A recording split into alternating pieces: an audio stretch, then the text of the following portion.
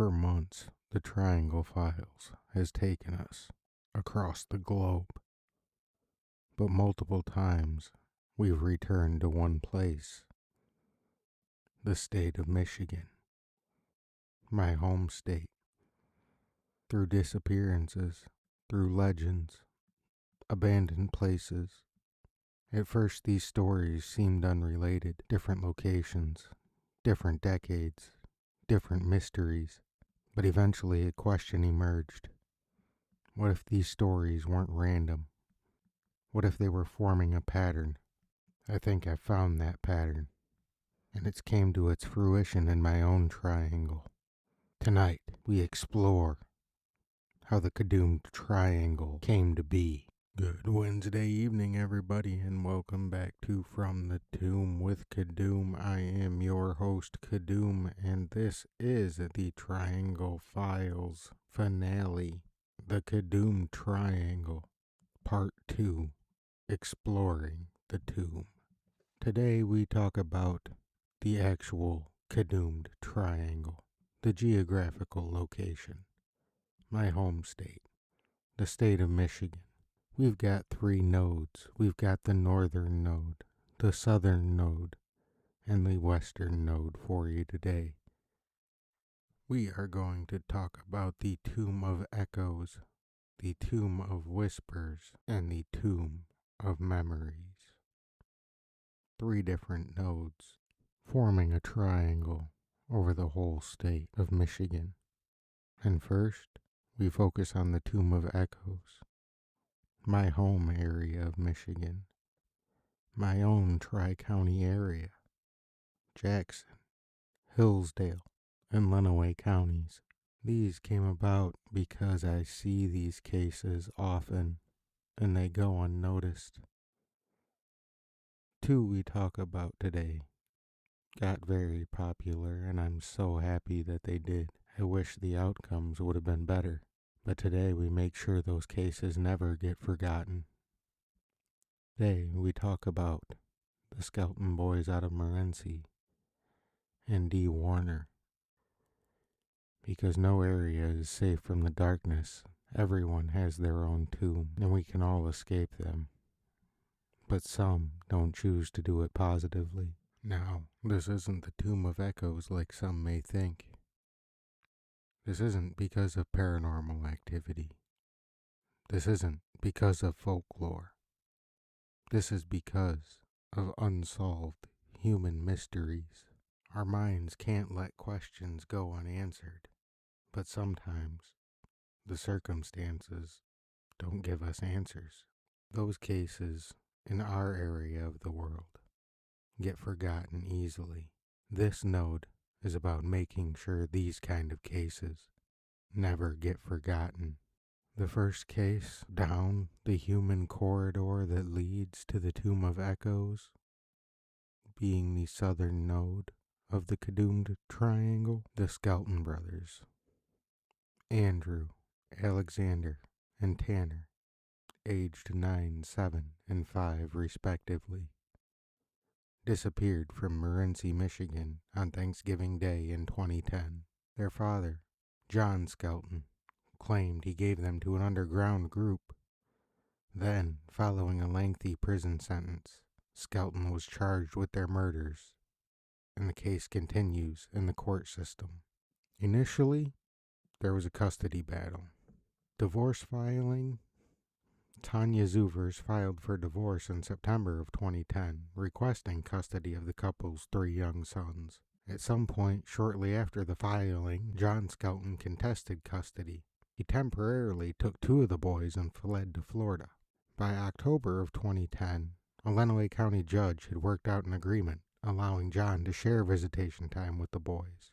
This led to the Thanksgiving 2010 disappearance. It started as a holiday visit. The 3 boys went to spend Thanksgiving with their father at his home in Morenci. Tanya, the mother, was scheduled to pick the boys up after the holiday, but John failed to return them and stopped communicating. Before attempting self-offing, John Skelton falsely claimed that he had handed his sons over to a woman he had met online, but police concluded this woman had never existed. The initial search efforts were massive. It was a multi-state operation. Federal, state, and local law enforcement, including the Michigan State Police and the FBI, conducted exhaustive land and air searches across parts of Michigan and Ohio. They started using cell phone tracking. Investigators tracked Skelton's cell phone, leaving his home in Morenci and traveling about 25 miles southwest to Holiday City, Ohio, before returning to Morenci the morning the boys vanished. The community got involved. Hundreds of local volunteers, search and rescue teams, and dog units combed wooded areas, fields, and waterways. Despite these massive efforts, the boys were never located. So how did it really go down? We don't know.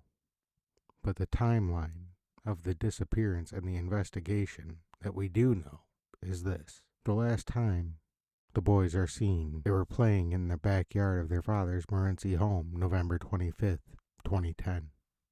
November 26th of 2010, Tanya reports the boys missing after Skelton fails to return them. Skelton attempts self-offing and an Amber Alert is issued. Late 2010 through 2011, massive multi-state searches failed to locate the boys. Skelton gives shifting stories, including giving the boys to a fictional woman in an underground sanctuary. In 2011, Skelton pled no contest to unlawful imprisonment and was sentenced to 10 to 15 years in prison. Then, on March 7th, 2025, a Lenawee County probate judge officially declared the three Skelton brothers legally deceased. Just weeks before his expected release from prison on November 12, 2025, Skelton was formally charged with 3 counts of open murder and 3 counts of tampering with evidence in connection to his son's deaths. Then, from December 2025 until May 2026, Skelton's probable cause conference has taken place with a judge setting an extensive preliminary examination. Now, this case did get quite significant coverage compared to most in our area. And again, like I said before, I'm so glad that happened, because usually in this area, these cases go unnoticed. These cases, just because not necessarily commonplace, but just part of the history. Sometimes they never get solved, they just go on, and we just accept that. I hate the fact that we do that here. It's a small town. We should always be helping each other. It's a small area. For the most part, we have a couple bigger cities, but for the most part, things like this should never happen here. But for this case, for the Skelton brothers, there were investigative TV specials and documentaries. The local 4 in Detroit TV station, also known as WDIV-TV, extensively covered the tragedy, producing deep dive specials and documentaries exploring the hometown and the FBI's involvement in the search. The case, which spans the Michigan-Ohio border, has been frequently highlighted by networks like Court TV and other national true crime networks, which track developments leading up to their father's scheduled release from prison. Outlets including Detroit's Fox 2 as well as Toledo-based stations like 13 ABC and WTOL 11 have continuously provided updates, including the 2025 probate court proceedings that legally declared the brothers deceased. Then the local print and digital reporting continues to this day. The Daily Telegram in Adrian, Michigan has chronicled the investigation for a decade and a half, capturing both the initial Amber Alert and subsequent murder charges filed against John Skelton. Then you have sites like Click on Detroit having maintained an ongoing coverage hub detailing the anniversary updates, search efforts, and shifting alibis provided by the father. So, this one case, thankfully, gets covered. But what about the rest? And even with this one, look at how long it took for the developments to actually happen. How long it took for those boys to get their justice. This case still impacts our community here. I still see pictures in Amber Alert. I still see people talk about it. I still see people asking questions. I live through the echoes this case has left behind. Not myself, but I see what other people are experiencing through the lenses of social media, through the lenses of knowing people that were connected to the family. It's things like these that we can never let be forgotten. Another thing that happened in relatively the same area that just recently came to a conclusion was the disappearance and, finally, the discovery of the body of Dee Warner. The disappearance of the Skelton brothers remains one of the most discussed mysteries in southern Michigan, but this case, I witnessed the immediate community uproar. There were yard signs, there were daily Facebook posts by multiple people. The coverage was mostly local as far as news outlets, places like WTOL and local radio, newspapers, and magazine coverage. There were multiple social media groups and other online sources dedicated to Dee's case, but it didn't get the national coverage that the Skelton brothers case did. It didn't cross state lines to gain that coverage like that, and it was in a rural part of Michigan, a farming community. One person said during an investigation with Local 4 in 2023, who would have ever thought that in this little tiny town, on this little country road, that we'd have to be talking about a murder? So let's go through the timeline. April 25th, 2021, 52-year-old Dee Warner vanished from her home on Munger Road in Franklin Township after reportedly planning to meet with her husband about a divorce and asset split. Police body camera footage you can find shows Dale Warner being questioned the day after her disappearance. The investigation was slow at first, but then it intensified. August of 2022, Michigan State Police took over the investigation from the Lenawee County Sheriff's Office. Being local to the case, there were some clouds and fog around that takeover. We won't cover them here. You can find those on your own. Explore your own tomb about it a little bit. Then, in November of 2023, Dale Warner, Dee's husband, was arrested and charged with open murder despite no body being found. In March of 2024, a judge legally declared Dee dead, and the community was devastated. Yard signs went up. The groups went active. You couldn't scroll through Facebook without seeing 5, 10, 15 posts about her case every day, with hundreds and hundreds of comments. It was amazing to see the community come together, but for the worst possible reasons. Then, a critical discovery. August 16th, 2024, investigators made a chilling discovery. Human remains inside a welded shut anhydrous ammonia tank on Dale's property. Anhydrous ammonia is a farming fertilizer for anybody that may not know what that is. They spray it on the fields and it helps with the crop growth. Dental records later confirmed that those remains belonged to Dee Warner. There have been a lot of issues with the legal proceedings. Early on, it was the legal flood, the paperwork, the exclusions of evidence, the evaluations, the motions. In March of 2025, Dale's son, Jaron, was briefly charged with tampering with evidence and being an accessory, but those charges got dropped in May. Also in May of 2025, the court denied the defense's motion to move the trial out of Lenawee County. Then in January 26, the final pretrial hearing was scheduled for January 14th ahead of the January 27th trial start. Dale was found guilty of killing his wife on Tuesday, March 10th, 2026, closing a years-long case. Jurors in Lenawee County convicted Dale Warner, 58 years old, of second-degree murder and tampering with evidence.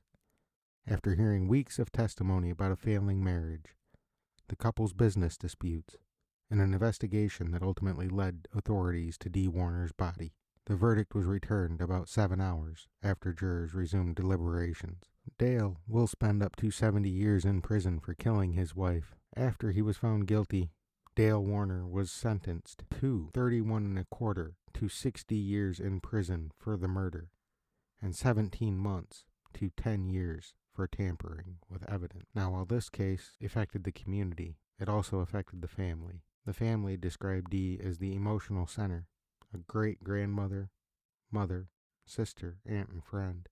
Her absence has left a permanent void, especially for her children and grandchildren. The family members still describe sleepless nights, fears of retaliation, emotional breakdowns, and a long, painful fight for justice. One relative even recounts years of alleged vandalism, arson, and intimidation they believe Dale committed after Dee's disappearance. Luckily, a lot of the family finds closures in spiritual and symbolic ways.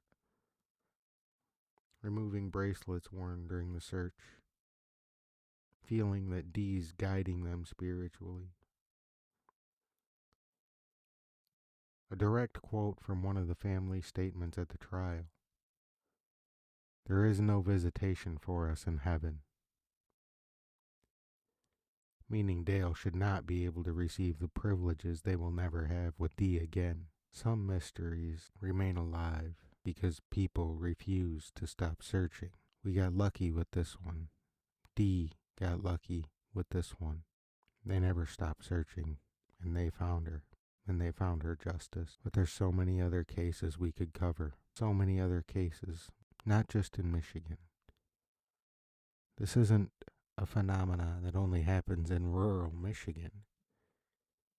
Cases can get forgotten everywhere. This is something that could affect everybody. But I've just noticed it more often here because I see it myself. You see, individually, these cases are tragic. But together, they reveal something larger. A concentration of unanswered questions. A place where voices continue to echo through the years. This became the first anchor point of the Cadoomed Triangle, going down the corridor of humans into the tomb of echoes. But now that we've explored that tomb, we explore the tomb of whispers down the curiosity corridor. This became the second anchor point, not because every story is true, not because every legend can be proven, but because curiosity survives where certainty ends. So let us talk about Cheney. It's widely considered one of Michigan's most famous and allegedly cursed ghost towns. Located southeast of Grayling in Crawford County's Beaver Creek Township, the town was completely wiped out by disease and fire over a century ago. Today, absolutely nothing remains of the physical town, except for a secluded, heavily vandalized cemetery tucked deep in the woods. Founded by George Cheney after receiving a land grant from the Michigan Central Railroad Company, Pere Cheney became the very first established community in Crawford County. It was a logging hub, quickly expanding to boast sawmills, a hotel, a general store, a post office, a peak population of roughly 1,500 residents. It even briefly served as the official county seat in 1879. The town began to lose its footing when the county seat was moved to neighboring Grayling. Local lore states that because the decisive vote was held in Grayling, Pere Cheney residents had to walk 12 miles just to cast a ballot, resulting in low turnout and a crushing political loss. Then, in 1893, a devastating outbreak of diphtheria, a highly contagious respiratory disease, swept through the town, killing a massive portion of the population, particularly children. While trying to rebuild, sparks from a nearby lumber mill ignited massive forest fires that destroyed large sections of the town. In 1897, a second wave of diphtheria returned to finish what the first outbreak had started. By 1901, the population had plummeted to just 25 people. In 1917, with only about 18 residents left, the land was officially sold off at a public auction and the town was completely abandoned to nature. The sheer volume of sudden deaths, particularly among children, naturally turned Pere Cheney into a paranormal hotspot.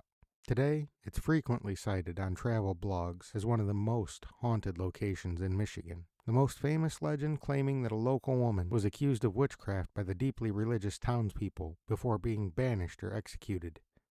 She allegedly placed a hex on Pere Cheney, swearing it to be erased from the earth. Locals blamed the subsequent diphtheria outbreaks directly on her curse. Some variations claim she was buried in the cemetery under a red tombstone that used to glow at night. Another popular regional myth asserts that the ground where the town once stood is so cursed that nothing will grow there except for moss. In reality, nature has heavily reclaimed the area with standard northern Michigan pines and brush. And visitors to the isolated Pere Cheney Cemetery report hearing disembodied sounds of children laughing and playing in the trees. Others claim to see phantom glowing lights, or return to their parked cars to find small, muddy handprints pressed against the windows. If you travel to the area today, there are no houses, stores, or foundations left to see, only indentations in the dirt where cellars once sat. The cemetery is located down a series of rough, unpaved sand trails. Over the decades, it has suffered terrible damage from vandals who smashed or stole almost all of the original historical headstones. But local volunteers now aggressively monitor and protect the site, and signs strictly warn visitors that trespassing after dark is forbidden. But not only do we have a cursed town, we have a couple cryptids from up north. We have the Mishipeshu, also known as the Great Lynx or the Water Panther, deeply rooted in the indigenous Ojibwe oral traditions of the Upper Peninsula and Lake Superior. Mishipeshu is a powerful water cryptid native to the northernmost boundaries of the state. It's said to be a massive reptilian cat covered in copper scales, featuring a feline head with daggers for teeth, bison horns, and long spiked dinosaur-like tail. Mishipeshu is said to guard the deep waters and hidden copper veins of Lake Superior, particularly around Isle Royale and Michipicoten Island. The creature is blamed for sudden violent storms, freak waves, and the mysterious drownings of lake travelers. Centuries-old pictographs of Mishipeshu can still be seen carved or painted into rocks by indigenous peoples along the Great Lake, most notably at the Agawa rock pictographs just across the water border. And we also have the Presau, or the UP swamp monster. Less famous globally, but deeply feared in the interior swamp of the central Upper Peninsula around Delta and Menominee counties. The Presau is a uniquely regional bog dweller. A low-slung, heavily muscled creature described as a cross between an oversized wolverine, a bear, and a wild boar, possessing a dark, matted hide caked in swamp mud. Unlike Bigfoot, which is usually curious or passive, the Presau is characterized as highly aggressive and predatory. It allegedly stakes out territory in the cedar swamps, stalking hunters and loggers from the thick brush. Locals blame it for missing hunting dogs and strange, heavy scratch marks left deep into the bark of swamp trees. The deeper we traveled into northern Michigan, the more one thing became clear. Mystery thrives where certainty fades. Stories survive. Legends evolve. But questions linger. That's why this needed to be the second anchor point of the Cadoomed Triangle, down the Curiosity Corridor, into the Tomb of Whispers. But again, we have explored a tomb, and that leads us to another, the Tomb of Memories, the Western Node, the Legacy Corridor. Western Michigan became the final anchor point, not because people disappeared, but because places have. Entire communities, entire histories, entire chapters of Michigan's codex. We start heading down the Legacy Corridor to the Tomb of Memories with Singapore, Michigan, another of the state's most famous ghost towns, famously nicknamed Michigan's Pompeii. It's located at the mouth of the Kalamazoo River near Saugatuck. In the 19th century, it was a booming lumber port, but its rapid rise and total disappearance beneath massive, shifting sand dunes provides a dramatic, cautionary tale of environmental collapse driven by human greed. Singapore was born out of the speculative land booms of the early 1800s. In 1836, a New York land speculator named O'Shea Wilder established the town. Initially, he intentionally picked a strategic spot where the Kalamazoo River meets Lake Michigan, hoping to build a massive port city to directly rival Chicago and Milwaukee. While Wilder's initial financial dreams faltered during the economic panic of 1837, the town found its true calling in the mid-1840s as a lumber town. It sat at the perfect bottleneck to intercept the massive rafts of white pine logs floated downriver from Michigan's interior. At its peak, in the late 1860s, Singapore was a rowdy, thriving frontier town. It boasted 3 large sawmills, 2 hotels, including the Astor House, several general stores, a shipyard, and Michigan's very first schoolhouse. Its population grew to several hundred residents, living in 25 to 40 houses. The town was prominent enough to establish the Bank of Singapore, which printed its own currency, true to the wildcat banking era. Its practices were highly suspect. Legend has it that the bank examiners were fooled by gold reserves that were quickly carted between regional banks just ahead of the inspector's arrival. But the catalyst for Singapore's destruction happened in 1871 in October, when a series of historic fires, including the Great Chicago Fire, the Holland Fire, and the Port Huron Fire, devastated the Midwest. A destroyed Chicago needed an astronomical amount of timber to rebuild, and Singapore's sawmill went into overdrive to meet the demands.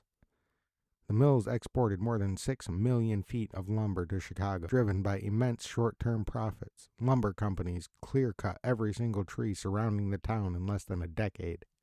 Singapore's builders, however, made a fatal ecological error.